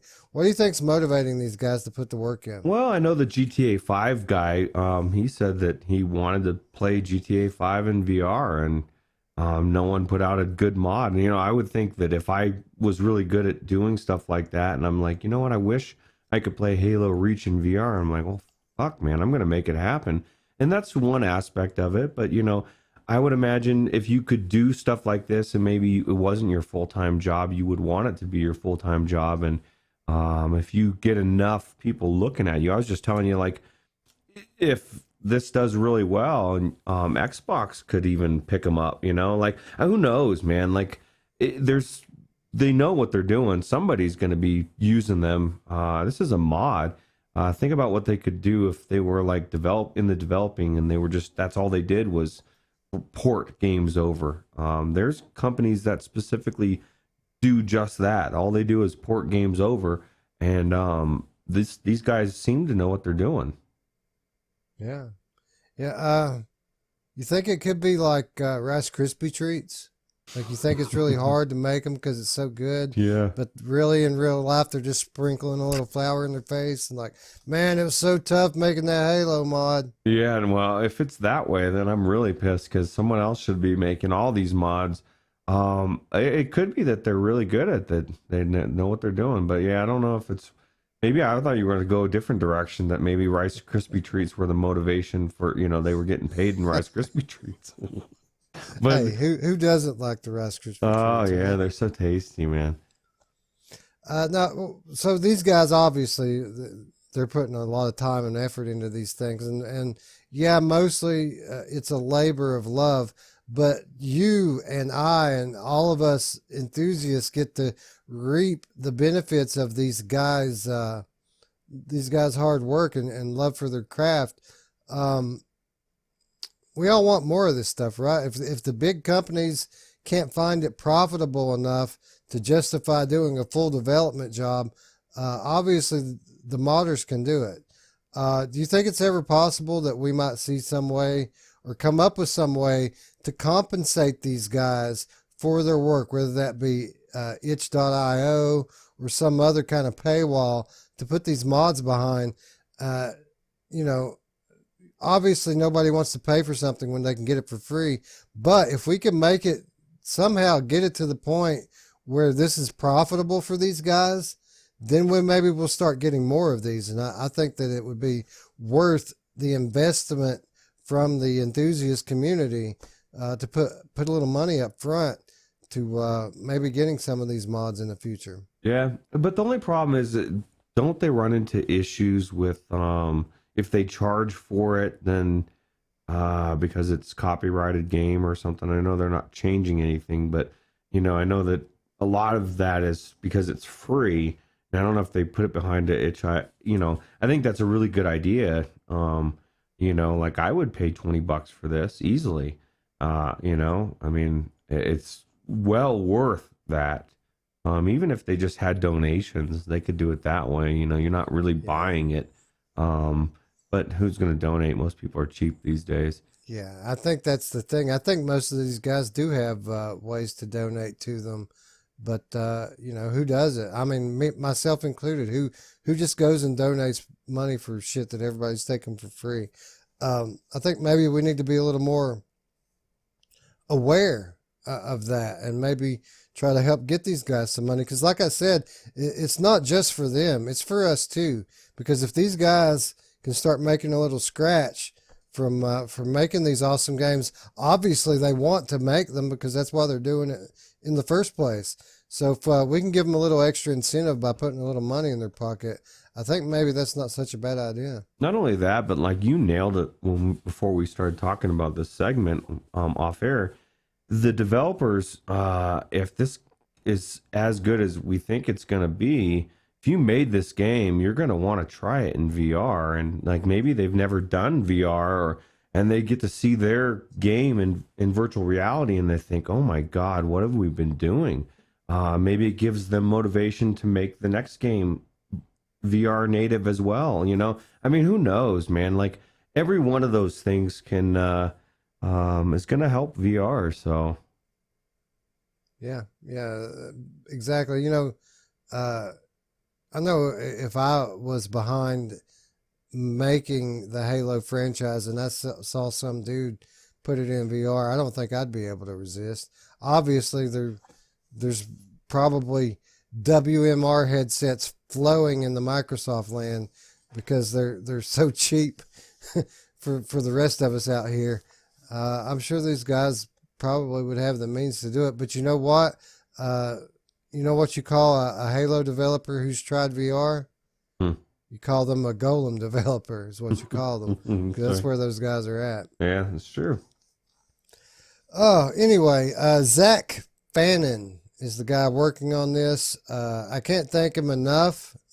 We all owe him a debt of gratitude, if not $5 to his Patreon or whatever he has. Not Patreon, but PayPal. I'm sure there's something. This guy has an itch.io page. I'm sure there's a donate link. if this ever sees the light of day, go give him $1. And don't worry, I'll be right there with you, and I'll be there to remind you. When we see this, we're going to make sure this guy gets compensated for it as much as we have power to do so anyway. Yeah, for sure. All right, so moving on down the list of news, we're getting toward the bottom. Vacation Simulator. Another game like The Climb that was promised way back when we first heard about Quest. We heard that we were going to be getting Vacation Simulator. And then nothing. Crickets. Forever. Well, Ruuts, we're finally going to get it. We're going to get it just a week after The Climb, oddly enough. December 12th, Vacation Simulator comes to Quest. You can pre-order it now. $30. No cross-buy. Even if you already own this, you want to get it on Quest, you're going to have to buy it again. And this one's a little bit different than The Climb. You know, first of all, I don't think visually or sound, I think this game is going to be pretty indistinguishable from PC just by looks, sound, all of those things. I do think that it's going to be tremendously different, though, in terms of gameplay, because I think that the freedom of movement that comes from being untethered is going to make a big difference in this, because this is a game that has node-based teleportation. And back when we talked about this game before, that was my biggest complaint with this game, is that you have no freedom to move around. It's a very controlled environment. You can either be here, or here.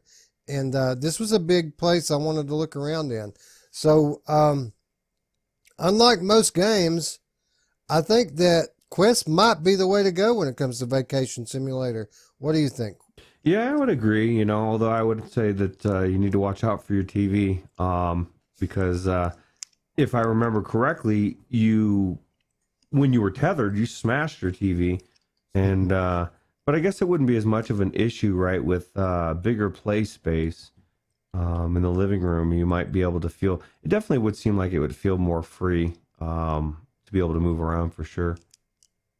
Yeah, when I broke the TV, I had my my gartering boundary turned off, and that is something that you cannot do with any Oculus Quest game. If you're tetherless, you better have that boundary on.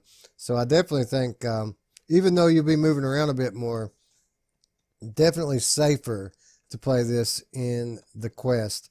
Did you have the same kind of issues I had with the node-based teleportation in this game? Yeah, because I was also my space was smaller then. I hadn't moved my desk back out, and I really was limited space. I had to shrink my square down to really small because it's literally based on your size. So if you make a bigger room, you're still going to walk the same amount. I mean, you're going to walk a little bit more, but it's still going to give you that walking as well. So I literally had to shrink it to the smallest square I could to be able to move around the area. And even then, I was paranoid as hell that I was going to bump into stuff.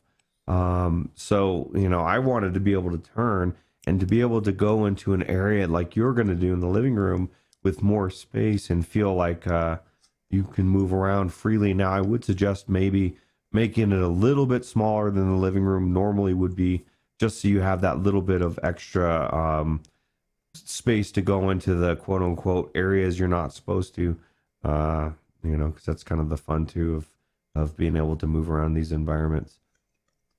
Yeah, and I definitely feel like it'll work. My sons, they like to play Job Simulator on the Oculus Quest, and that's the reason why, because they can move around into the forbidden zones that they normally wouldn't be able to go into. The difference being here with Vacation Simulator, we're talking about a lot more depth of gameplay here. This is a lot better game than Job Simulator, right? Yeah, and there's so much to this game, like if you think about it. And that's one of the things that I was going to say as well. You know, the Quest doesn't have that many games out yet for it. It's fairly new in its infancy. So, this is coming at a perfect time. I guarantee this is going to be huge for the Quest. There's just so much to do in this game, and it makes me want to re-experience it on the Quest, which I don't have. It's starting to become a very glaring hole in my side. I need a Quest Weasel. I need it real bad. So if anybody wants to send me one, they can. But I'm probably going to end up having to buy one fairly soon here. Which way to go? PS4 Pro or Oculus Quest? It's going to have to be the PS4 Pro, just because I got this sale coming up in 2 weeks. Two reasons. $300 for a Pro. I'm tired of looking at blurry, slim graphics. And I borrowed my PlayStation from my daughter when I bought the PSVR and told her it'd be a couple weeks or a month, and it's been since we started the show. So it needs to go back to her, so I can. A lot of reasons. Yeah, I agree. The Pro does just that. I mean, that's pretty much what it does. It takes that blur factor down in a pretty substantial way for most games. Yeah. But Vacation Simulator, a lot more objective based gameplay here. Job Simulator seemed more like a sandbox, and don't get me wrong, I'm not going into Vacation Simulator on a daily, weekly, or even monthly basis. This type of game is really more for kids, in my opinion, but there's a lot to do here. It is enjoyable. It's way better than Job Simulator, because like I said, Job Sim is more of a sandbox game where they have really put a lot of objective based gameplay in here, right? Yeah, even taking pictures of stuff, like there's just so much that little things you have to do, and you do it and you go back and you do more. I think especially for kids, this is like an amazing game, but even for adults, it's puzzle solving as well. So it's a little cartoony, but I really enjoy it. And a great demo title too, right? Because like everybody, whenever you put them in the VR for the first time, they all go to the same thing. That they've got hands. Like I have hands in a game. Name a game that does hand interaction in VR better than Vacation Sim. Job Simulator. They're both the same. They're so good. That's one of the things that makes it so amazing. I would equate it with like those old school games I would have for my kids, like Club Penguin or any of that type of stuff, where every single thing you can click on, everything you see, you can click on and it does something. That's how these games are. Everything you can interact with, just about every single thing that you can see, and you go to grab it. And that's one of the frustrations in a lot of these games, even the amazing games like Asgard's Wrath or something, and you go to grab something that you think you should grab, and it doesn't let you, and you're like, oh, that's cool. This game's cool, but I wish I could grab that. In the real world, it doesn't matter what it is. I can grab every single thing on my desk and I can throw it across the room. We're not quite at that point, but when we are at that point, it will feel that much more realistic. Won't you agree? Yeah, 100%. And Vacation and Job Simulator, like you said, some of the best in VR with these kinds of interactions. Yeah. All right, moving on. Cradle of Sins VR. So what is Cradle of Sins VR? This one's flying way under the radar, Ruuts. This is a MOBA, massive online battle arena. Not very many of these types of games in VR, especially PC VR. They've got a couple on PlayStation VR, actually. Dark Eclipse was one of them, and what was the other one? Megalith? Is that what it was called? Megalith? Mm-hmm. Yeah. Couple of MOBAs on PSVR. Not very many good ones anyway on PC VR. This comes to us from UK-based indie studio U24 Solutions. So why are we talking about it? Well, I thought this game looked okay. It looked like the type of thing that I know a lot of people that are watching this show are going to be into. And, I'm not into the MOBA games. Not my thing. but I think a lot of you viewers out there would be. And these guys are asking for help. They're asking for help via Kickstarter. And that's why we're talking about this game today. These guys are looking for some support. They're coming down to the end of their campaign, and it's looking pretty grim for them, to be quite honest. And the tiers are pretty fair here. That you don't have to shell out very much money to gain early access to this game. Ruuts, a colorful battle arena style game here. Looks like 3-on-3 battles. As usual, you have your little thing that you're trying to protect, and the other team's trying to get yours. You're trying to get theirs. Same MOBA structure that you get in most of these games. Not my sort of game. What about you? Do you ever get in these types of battle games? I played League of Legends for a couple years, actually. It got pretty. I played support, and I love playing Nami. My favorite. Anybody that's played League of Legends knows exactly what I'm talking about. Yeah, so I'm kind of excited to see what this can be. It looks like they're going across the gamut. They're trying to get every platform, which is good. But wasn't too encouraged, like you said, with the numbers. When I looked at it, I was like, ooh, they've got I think 10 days left on their Kickstarter, and they're only like I don't know what, 15%, or I don't know what it was. It was not that like much. 25%. 25%, okay. Yeah. They're only trying to raise about 25 grand, which is not much in terms of these Kickstarters, but it's an all or nothing deal. So if they don't hit their mark, they're not taking a dime. And so out of the 26K that they're trying to pull down here, they've made about $5,000 of it. Mm-hmm. So not quite there yet. They've got 10 days to go.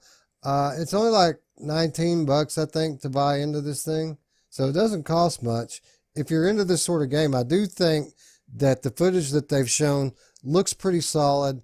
If you want to try it out first, it may not be available anymore, but I know they have a private Discord server. Everyone in the Discord server that they allow in gets an early copy of the game so that they can give feedback. They just opened it up like a week ago for 500 people, 500 new people to join their Discord, and all those people are going to get a copy of the game, whether they back the Kickstarter or not. So if this is something that interests you and you want to try to join that, I know you think, if that was a week ago, surely they filled those spots. They've got 41 people to back their Kickstarter. Okay. So it's not a given that they filled all those Discord spots. Let me know if you're interested in it. Contact me via Discord. I'll send you the invite link. I didn't click on it to check it because I didn't want to take somebody's copy of this game. I'm not going to play it. So I didn't want to just click on it and take a copy just to see if there were any left. If you're interested in this, hit me up. I'll send you the link and you can try it out. But yeah, this looks like a pretty solid title in terms of quality. They have some stretch goals listed here, mostly based around bringing the character count up. And then, of course, the top tier, as it always is, PlayStation VR support. Ruuts, what do you think that it's always this astronomical number to get people to support something on PSVR when PSVR, let's be honest, the most profit potential comes from PSVR?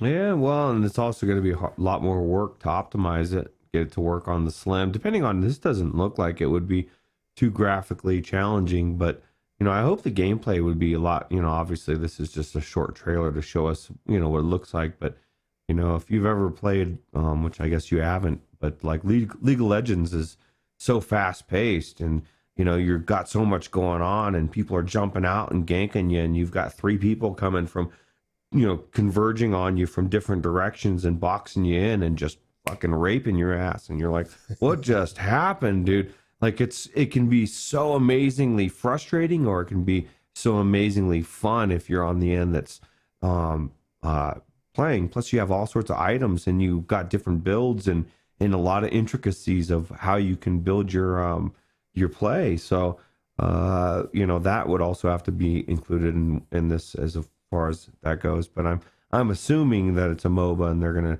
that's exactly what they're including. So it makes me psyched and apprehensive at the same time, because what I want, I don't think this game will be, but even if it's close, I'll take it, because like I said, I love, and I think anybody that loves a MOBA type of game would so. Yeah. Like I said, not my thing, but that's why I put it on here, because I know a lot of people are into these games, and I think it looks pretty solid from a production standpoint. Yeah, for sure. All right. Anyway, be sure to check out their Kickstarter. I'll try to remember to put the link down in the description here, but if not, it's quite easy to find your way. Just go to Kickstarter, type in Cradle of Sins, you'll see it on there, and give these guys some help. 10 days left. Not much money that they're looking for here, so tell a friend if you know somebody who's into this thing. They're going to bring it to market regardless. They just want to expand it. They think that their game can be a competitive VR game, like these competitions they have, where people play games for prizes and things. They think that their game can be one of those. They want to expand it to make it more palatable for that sort of thing, and they need money to do it. It's going to get released regardless. They have a basic version of it right now. That's coming. Let's see here.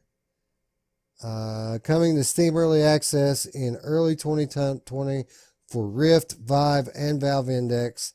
The initial version will feature 4 playable characters and 28 weapons.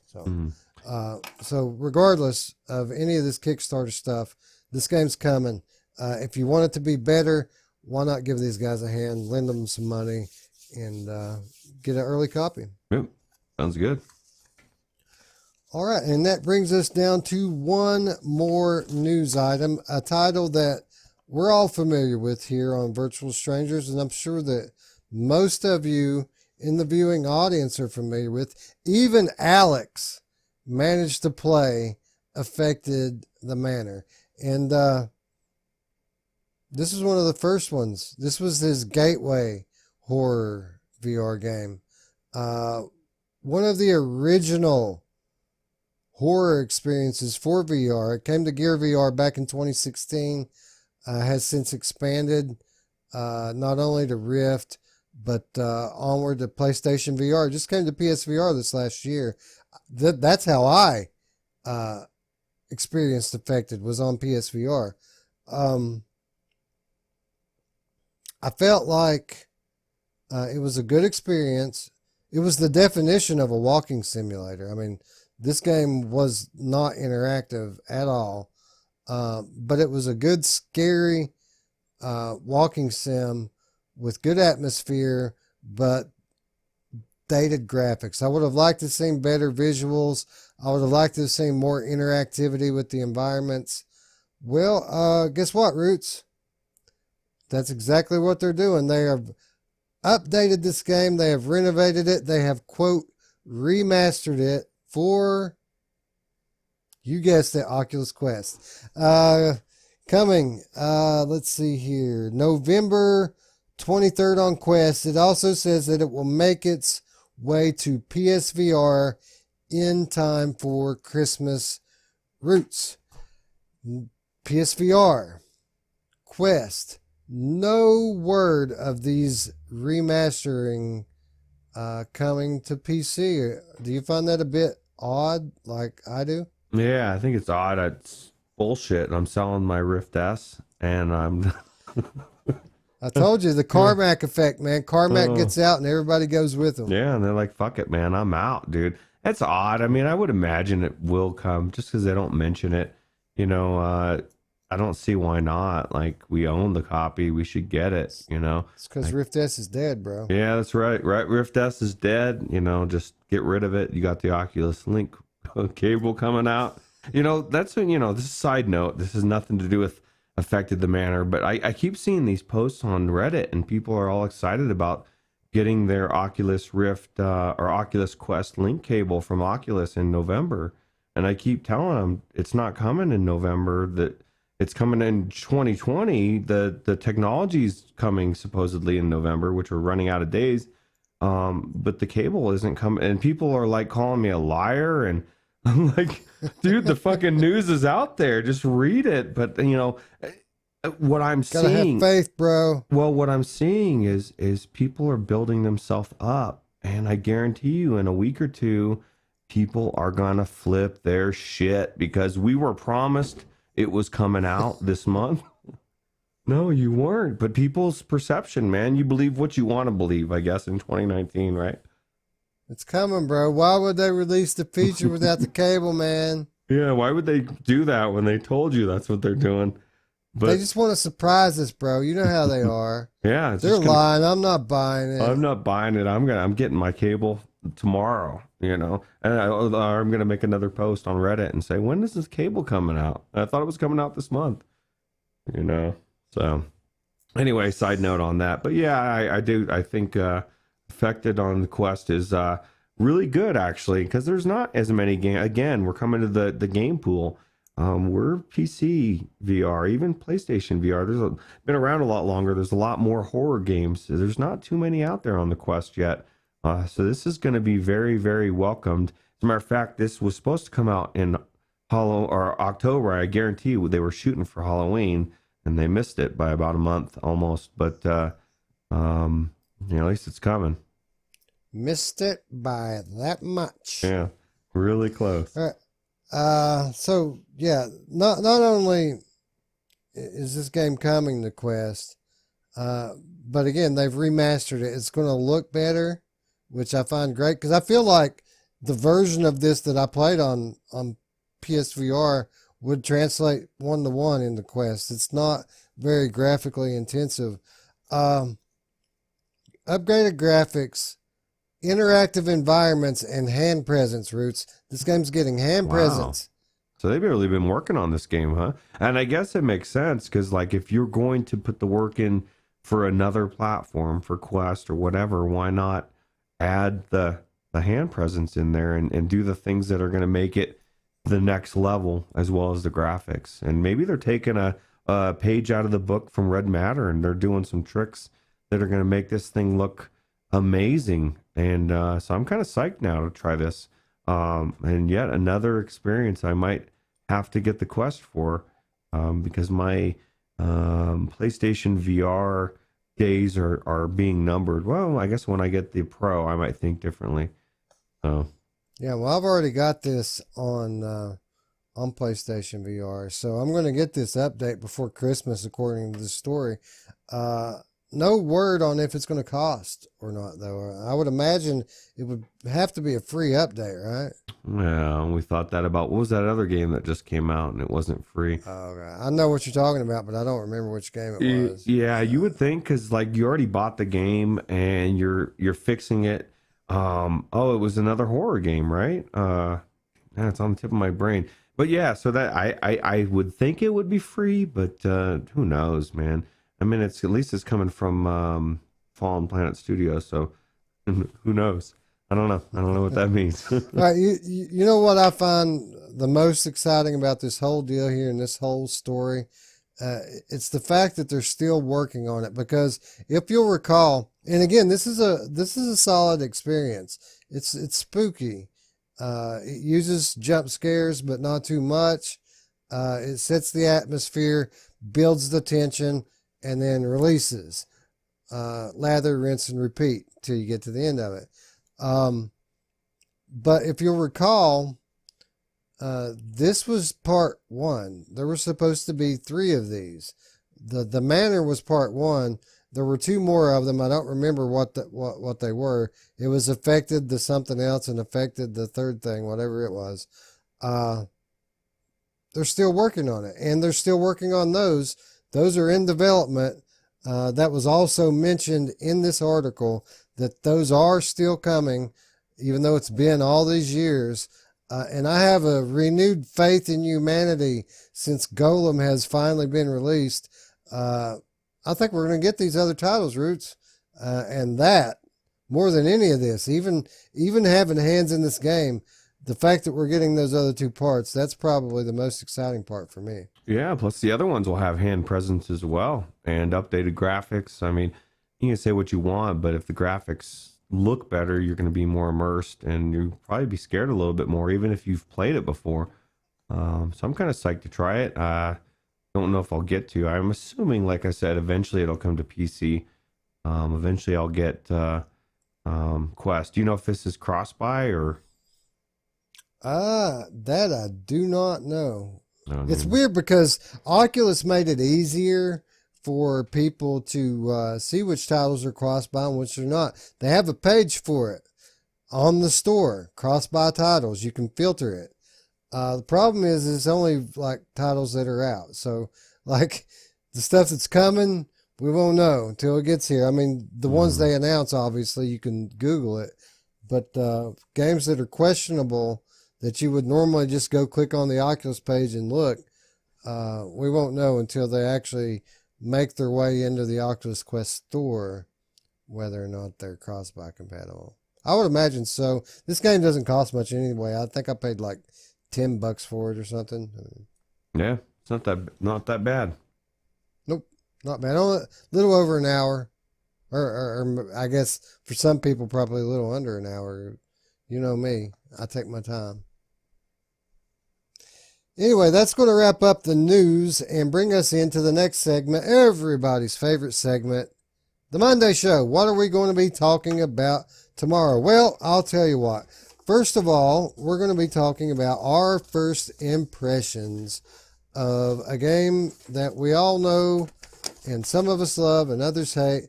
But Contagion VR Outbreak just came to PSVR this last week. The developers over at Monochrome were quite kind enough to send us a key to play it on PlayStation. I'm going to check it out on PlayStation. I think Ruuts is going to finally dive back into the PC version after all this time and see what kind of upgrades and improvements they've made. We're going to meet back here tomorrow and compare notes.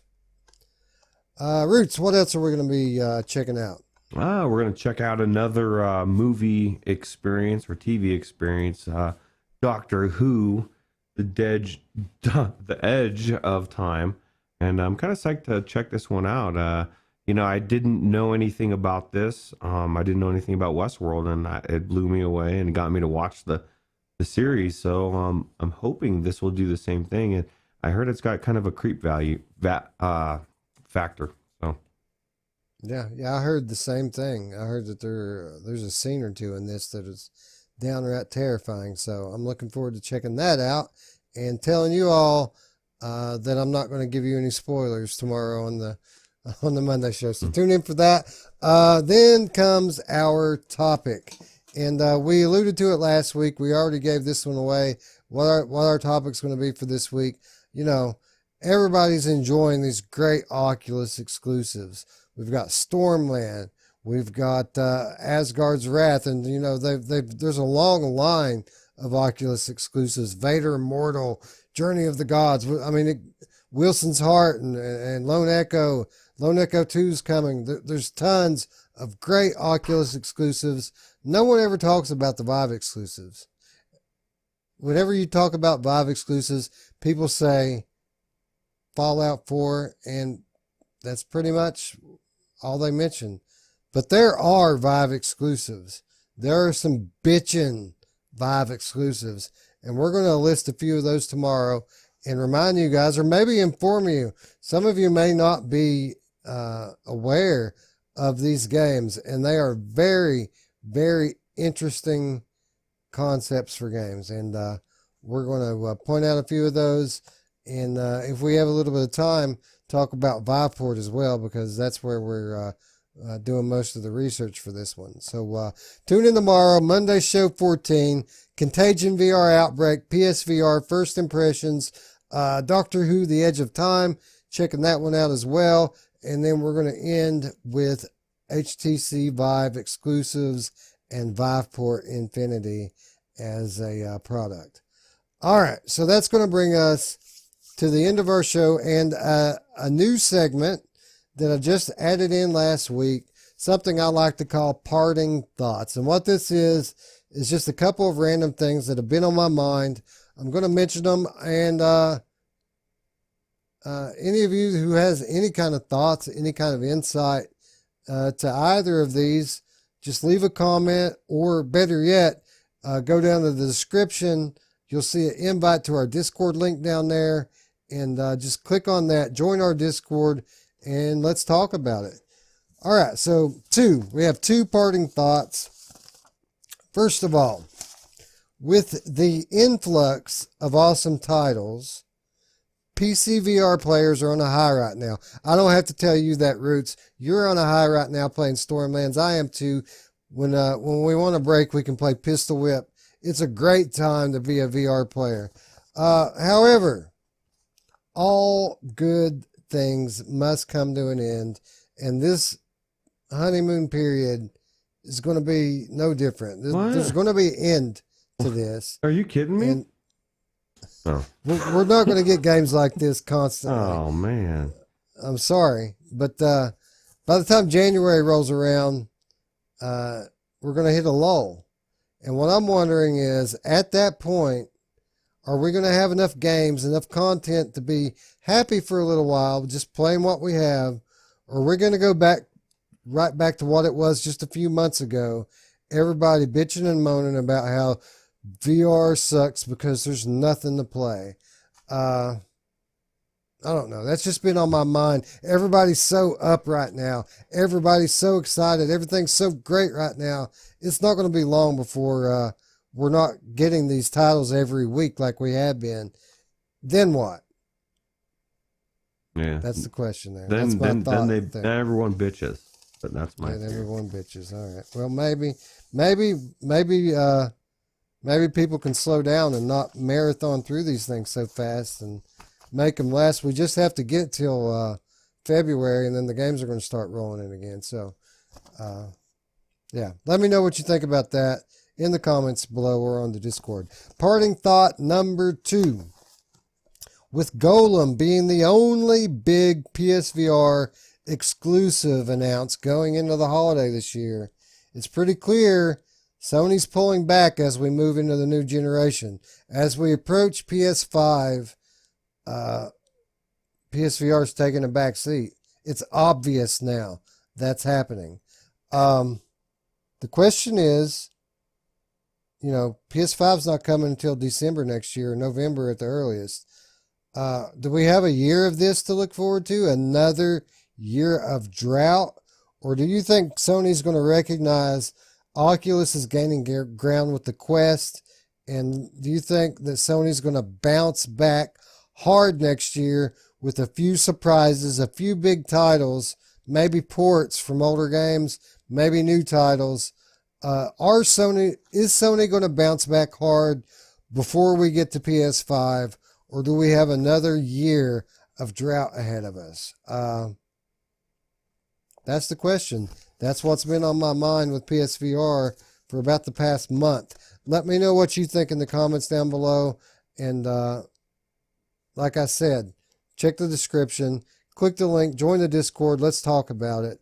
Let me know what you think, because I'm really worried about the state of PSVR right now. Not long term, but I feel like they're losing a lot of their position within the VR realm based on what's happened over the last 6 months with it. So hopefully we're just having a bit of a lull, and next summer, next spring, they rebound hard. Let me ask you one question on this. And I saw some talk in the Discord of people saying that there's no way Sony will release any PlayStation VR games until PSVR 2 comes out. And to me, that just is it's naive to me. Like, why would they not release something that can use the PlayStation 5 power to draw people in, even if you've got the old PSVR software? It's just when I heard that, I was like, I don't know. I just to me,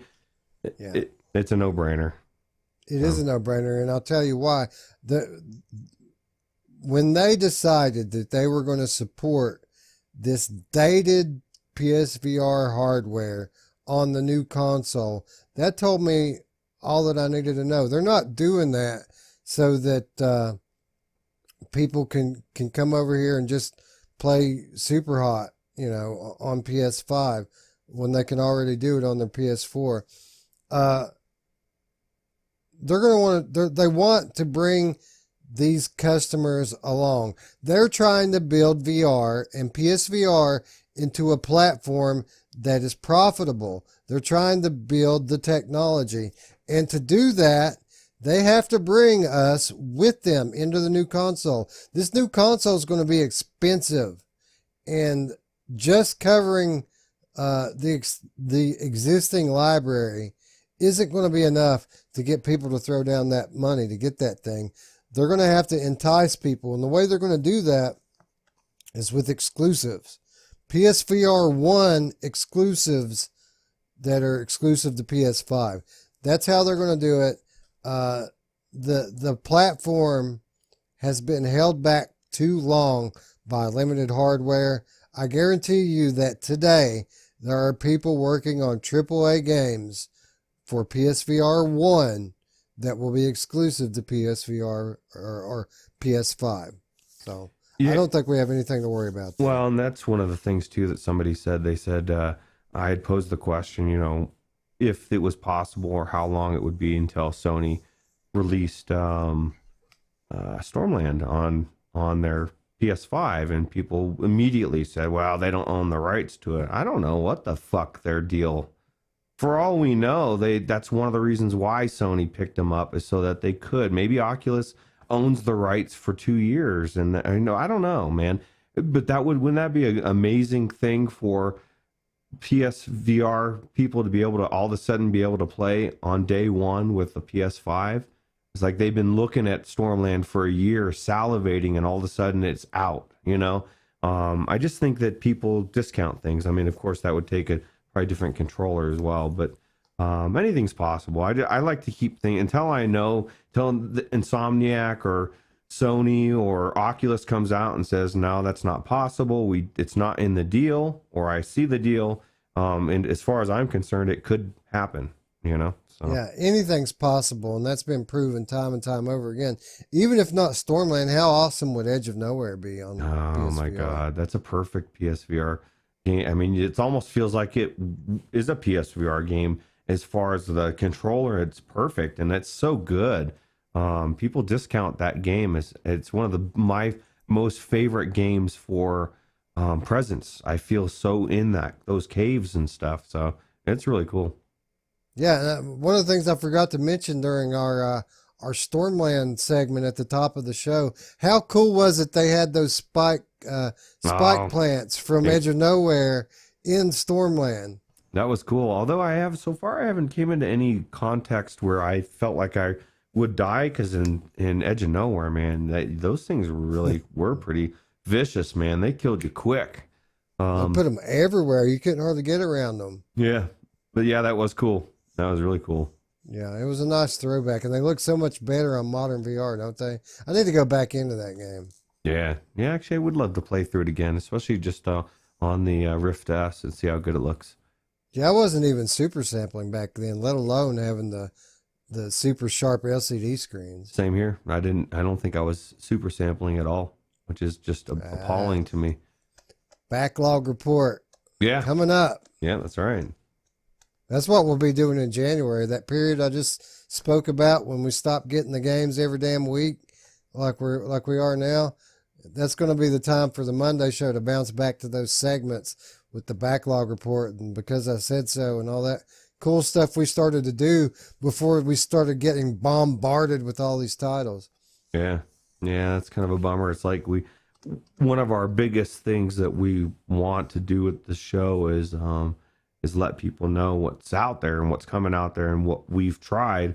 And it's hard to do that with so many games and still go back to old games. So I think you're right that, you know, for us at least, that's when the lull will benefit us. It'll give us a chance to check out those games and maybe even finish a couple.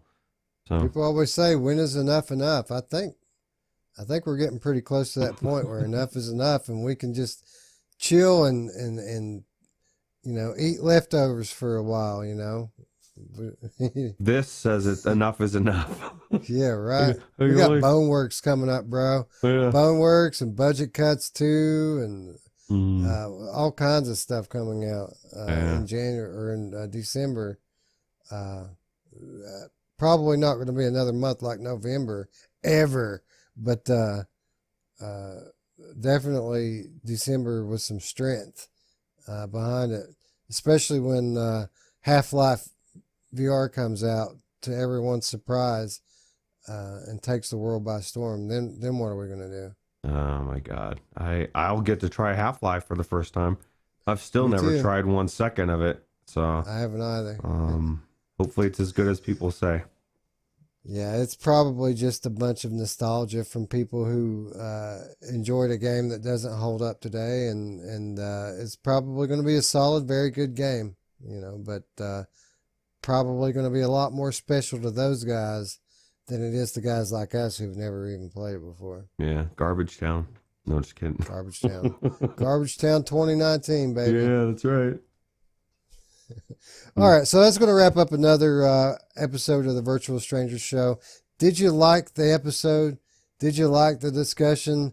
If you did, they make a button for that. It's called the like button, and it looks like this right here. Be sure to click on it. Click the other stuff, too. If you're new to the channel, subscribe.